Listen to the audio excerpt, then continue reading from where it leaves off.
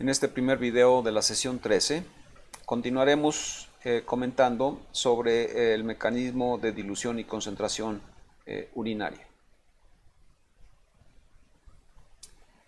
En el video precedente se explicó el mecanismo multiplicador por contracorriente, que es el mecanismo a través del cual se genera el gradiente córtico-medular intersticial de osmolaridad. La siguiente figura representa el riñón entero con una filtración glomerular de aproximadamente 120 mililitros por minuto, y el rectángulo que estoy dibujando ahora representa en principio el volumen medular renal. Veamos en qué sitios ingresa soluto a la médula. Bueno, en la descripción de todos los videos precedentes podemos concluir de manera aproximada que ingresa sodio y urea en la par recta del tubo proximal. Diríamos que aproximadamente sería quizás un 22% de la carga filtrada de sodio, por ejemplo, lo que se reabsorbe. Luego ingresa también sodio a la médula a través de la porción ascendente gruesa y de la porción ascendente delgada del asa de Henle, y vuelve a ingresar sodio y urea a nivel de conducto colector, haya o no haya en principio hormona antidiurética. Estoy esquematizando aquí una vía por la que puede egresar soluto de la médula, un egreso relativo, que sería la secreción de urea por el proceso de recirculación de urea que ya describimos, y aunque no se planteó con anterioridad, pero hay cierta secreción de sodio en la porción descendente delgada del asa de Henle. El hecho es que es claro que ingresa mucho más soluto que el que egresa desde un punto de vista relativo. Este ingreso de soluto, tanto de sodio como de urea, pues entonces generado básicamente el ingreso de sodio por la porción ascendente gruesa del asa de Henle, da lugar a el gradiente córtico medular de osmolaridad, y a ello contribuye en cierta parte la urea. Pero ahora veamos cuál es el ingreso del líquido tubular a la médula. Bueno, hemos dicho que en esencia ingresa líquido fundamentalmente por la porción descendente delgada del asa de Henle. Hemos calculado que es aproximadamente el 15% de la carga filtrada de agua, serían aproximadamente 18 mililitros por minuto, y eso es lo que ingresaría de agua a la médula renal. Otro sitio donde ingresa agua a la médula renal pues es el conducto colector. Si consideramos una condición, por ejemplo, de antidiuresis, y consideramos que el conducto colector tiene 3 partes y que 2/3 partes están dentro de la médula, diríamos que aproximadamente el 12% de la carga filtrada de agua se reabsorbería en aquella porción del conducto colector que está en la médula, y esto estaría representado aproximadamente por 15 mililitros por minuto. De manera entonces que hay un ingreso de líquido tubular importante hacia la médula, y de estas dos diapositivas se pregunta uno qué sucede con este líquido que está siendo reabsorbido en la médula. Cabe mencionar que el volumen medular renal esencialmente es constante. De manera que hay una pregunta en el aire, y es que ¿por qué el gradiente córtico medular de osmolaridad no se diluye como resultado de la reabsorción de agua en la porción descendente delgada y en el conducto colector? Bueno, la razón básica de ello es que existe un segundo mecanismo que se conoce como mecanismo intercambiador por contracorriente, que tiene como propósito el mantener el gradiente córtico medular de osmolaridad intersticial. Este mecanismo intercambiador, a diferencia del mecanismo multiplicador, tiene también 3 compartimentos, nada más que los compartimentos son distintos. Aquí en el mecanismo intercambiador es el basa recta descendente, el intersticio medular y el basa recta ascendente. Otra de las premisas para este modelo del intercambiador por contracorriente es que los basas rectas estén dispuestos en horquilla. Y la otra premisa es que las permeabilidades de ambos vasos rectos al agua y a los solutos tenga una magnitud positiva, es decir, que sean permeables a agua y a solutos. Bien, esta figura representa la condición en la que tenemos en principio el basa recta descendente. Cabe decir que son varios cientos de basas rectas descendentes o miles de basas rectos descendentes, pero hay que recordar que el basa recta descendente es un capilar con endotelio continuo y que además está rodeado de pericitos. Además del basa recta descendente, ¿sí? Tenemos los basas recta ascendentes, que existen en una proporción de aproximadamente un vaso recto descendente por 2,5 vasos rectos ascendentes. A diferencia del descendente, el basa recta ascendente tiene un endotelio fenestrado, lo cual permite el paso de pequeñas moléculas, pero no de proteínas, y también a diferencia del basa recta descendente, en el basa recta ascendente no existen pericitos. Bien, entonces hay que recordar que este capilar peritubular deriva de la arteriola eferente, primariamente de la arteriola eferente glomerular, y que en dicha arteriola eferente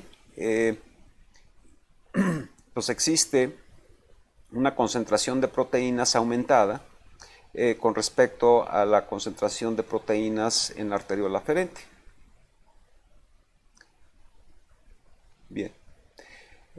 Así las cosas, entonces, el plasma que ingresa por los basa recta descendente contiene pues una concentración de proteína mayor y por lo tanto una presión oncótica elevada. Sin embargo, es isosmolar, tiene una osmolaridad del orden de 285 miliosmolar. Y entonces este líquido, este capilar, se va a introducir en un intersticio que tiene, insisto, un gradiente córtico medular que va de 300 hasta 1200, de manera entonces que, como todo buen capilar, pues va a ser un sitio donde va a haber intercambio. Y el intercambio que existe, en principio, es como sigue. Dado que existe una diferencia de concentración osmolar entre el intersticio y la luz capilar, entonces esto va a dar lugar a que exista ósmosis desde la luz capilar hacia el intersticio.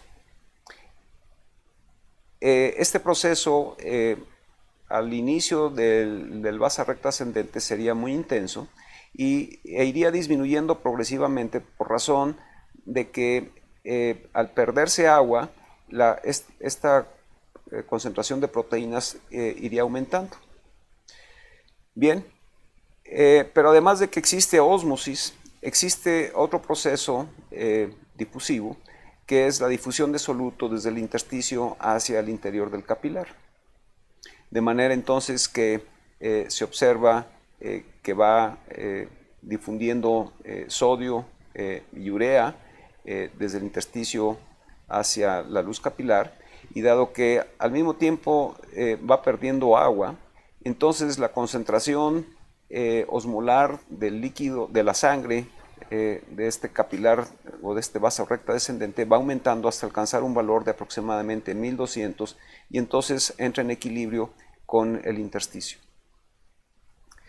Una consecuencia de este proceso es que la presión oncótica en la horquilla ha incrementado mucho para cuando la sangre llega a este punto.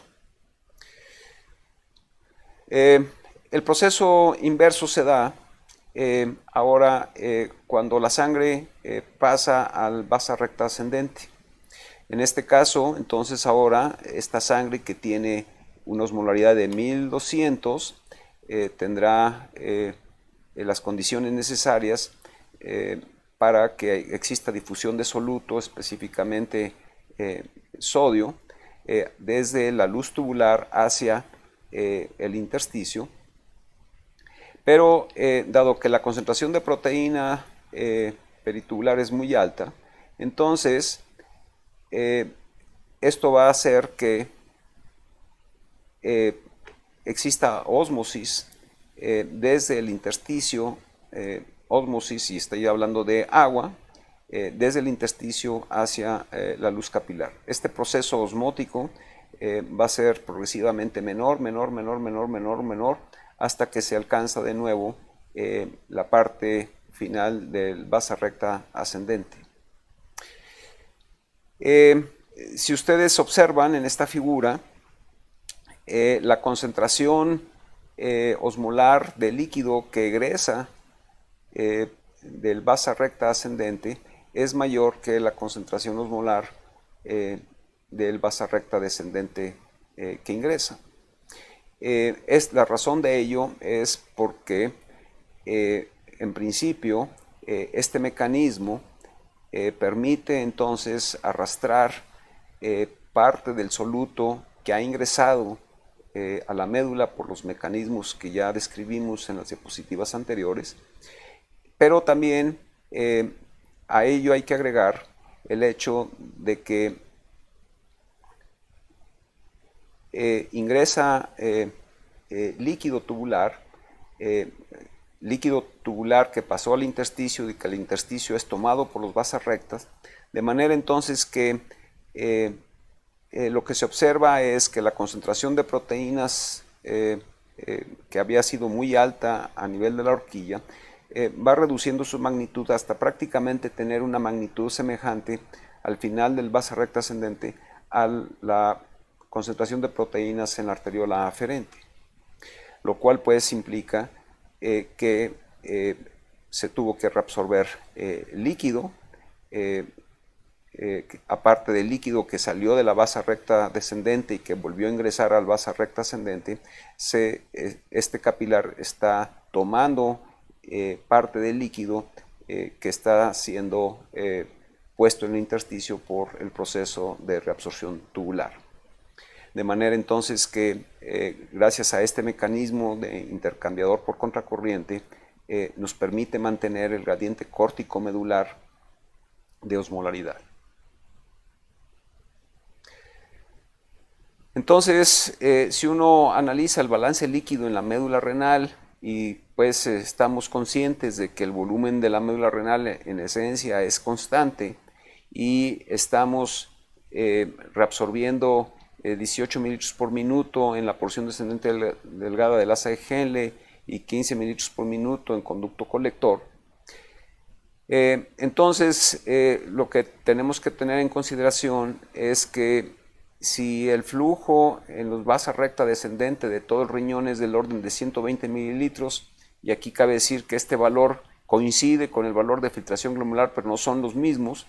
Estos 120 mililitros por minuto representa el 10% del flujo sanguíneo medular renal, que es de 1200 mililitros, y por lo tanto el flujo en los vasas recta descendente sería 120 mililitros por minuto. Así las cosas, y con base en lo que se ha planteado, resulta entonces imprescindible para poder mantener constante el volumen de la médula que el flujo en el vasa recta ascendente sea mucho mayor que en el vasa recta descendente. Y en efecto así son las cosas. Si ustedes se fijan a estos 120 mililitros por minuto, que ingresan aquí, ahora salen 153 por base recta descendente, que representa no otra cosa más que el valor de lo que ingresó más lo que se reabsorbió en estos dos segmentos. De suerte entonces que esto permite mantener el gradiente córtico-medular de osmolaridad. Bien, el mantenimiento de este gradiente entonces es función de dos cosas en principio. Uno es la magnitud del transporte activo en la porción ascendente gruesa de la asa de Henle, y número dos, otro factor que determina este gradiente es el flujo sanguíneo en los vasa recta. ¿Qué sucede si yo aumento el flujo en el vasa recta descendente? Bueno, las consecuencias físicas de aumentar el flujo es que en principio yo reduzco el tiempo de ósmosis y el tiempo para difusión de solutos, lo cual haría que la presión oncótica o la concentración de proteínas en la horquilla se redujera, aunque eso tendría el beneficio de que el gradiente de concentración de sodio entre el intersticio y la luz capilar se vería ampliado. La razón de ello es que al aumentar el flujo permito entonces que el gradiente se mantenga, ¿okay? Lo cual hace entonces que en principio, si el gradiente es mantenido, haya una mayor remoción de solutos medulares, lo cual en los términos de la fisiología renal se le conoce a esto como el lavado de la médula. Entonces decimos que el aumento en el flujo sanguíneo medular, específicamente en el flujo en el vasa recta descendente, lava la médula, y que el lavado de la médula disipa el gradiente córtico medular. ¿En qué condiciones puede aumentar el flujo en el vasa recta descendente? Pues como todo buen flujo depende de dos cosas. Depende de la presión de perfusión y depende de la resistencia. De manera entonces que si yo aumento la presión de perfusión o disminuyo la resistencia vascular medular renal, y quiero insistir aquí que es la resistencia vascular medular renal, fundamentalmente dada por el grado de contracción de los pericitos, entonces esto facilitaría pues el que aumentara el flujo en los vasa recta descendentes. ¿En qué condiciones puede aumentar la presión de perfusión renal? Pues puede aumentar en condiciones, por ejemplo, de expansión de volumen. ¿En qué condiciones puede disminuir la resistencia vascular renal? Pues en condiciones en las que disminuyen la concentración de hormona antidiurética. La disminución en la concentración de hormona antidiurética relaja los pericitos, y esto entonces favorece el que aumente el flujo sanguíneo en los vasa recta. Por el contrario, yo podría disminuir el flujo en los vasa recta, lo cual tiene como consecuencia física el que aumenta el tiempo de ósmosis y por lo tanto el tiempo de difusión de solutos. La presión oncótica o la concentración de proteínas intratubulares en la horquilla se acentuaría, y el gradiente de sodio entre el intersticio y la luz se reduciría, es decir, se angosta. Por lo tanto, habría una menor remoción de solutos medulares, de suerte entonces que decimos que cuando disminuye el flujo en el vasa recta o el flujo sanguíneo medular, no se lava la médula, y por lo tanto que el gradiente córtico medular no se disipa. ¿En qué condiciones disminuye el flujo en el vasa recta? Bueno, pues cuando yo disminuyo la presión de perfusión, por ejemplo en shock, ¿verdad? O en condiciones en las que aumento la resistencia vascular medular renal, como podría ser la circunstancia en la que hubiera aumento en los niveles de hormona antidiurética y que eso produjera contracción de los pericitos y aumentara la resistencia vascular medular renal, con lo cual disminuiría el flujo. De manera entonces que los aumentos y las disminuciones de flujo sanguíneo medular renal tienen efectos en el grado en el que se disipa o no el gradiente córtico medular de osmolaridad. Así las cosas, entonces, el modelo para explicar el proceso de concentración y dilución urinaria involucra entonces la interacción de tres cosas. El primero, pues, es el mecanismo multiplicador por contracorriente, que es el que genera el gradiente, el mecanismo intercambiador por contracorriente, que es el que mantiene el gradiente, y un tercer elemento es que se necesita un tubo colector permeable al agua y al urea si lo que quiero es concentrar la orina. Si quiero diluir la orina, necesito un tubo colector impermeable al agua y a la urea. Cabe decir que estos tres componentes comparten exactamente el mismo intersticio, que es el intersticio medular renal.